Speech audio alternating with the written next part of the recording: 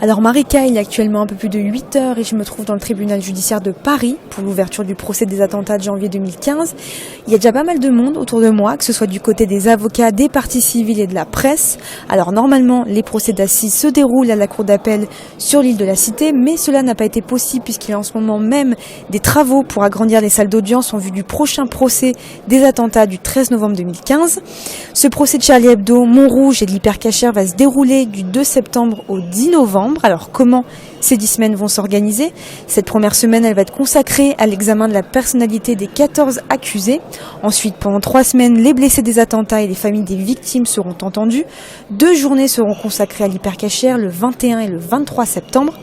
Fin septembre, début octobre, place au déroulement de l'enquête judiciaire. À partir du 5 octobre, ce sera l'interrogatoire des accusés.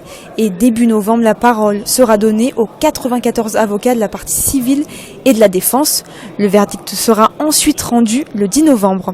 C'est un procès donc qui ne ressemble à aucun autre, avec des chiffres assez colossaux: 200 parties civiles, 171 tomes de procédure, 144 témoins ou encore 90 médias accrédités du monde entier.